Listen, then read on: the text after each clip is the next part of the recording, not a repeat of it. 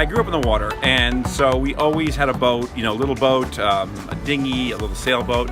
But I got into fishing sort of later in life, and it was something that, you know, gradually happened. First you wanted to catch the most fish, and then it was like catch the biggest fish. And then it became kind of this thing about catching fish in a certain environment. I like to fly fish, and I wanted to catch them in these sort of like clear, shallow waters. And, you know, that leads you to understanding so much more about the whole environment, not just the fish, but the bait, you know, the quality of the water, all these things that have become so important to me. I started fishing more seriously, you know, at about 30, and that's like 26 years now that I've sort of been doing all sorts of fishing.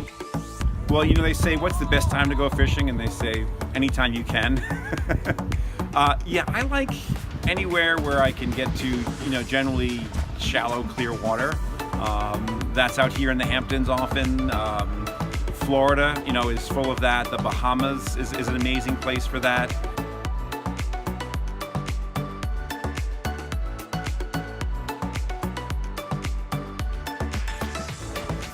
We're going to fillet it very quickly. I put the knife in there once, come back this way again. I'm going to go right down the spine this way, right on top of the backbone.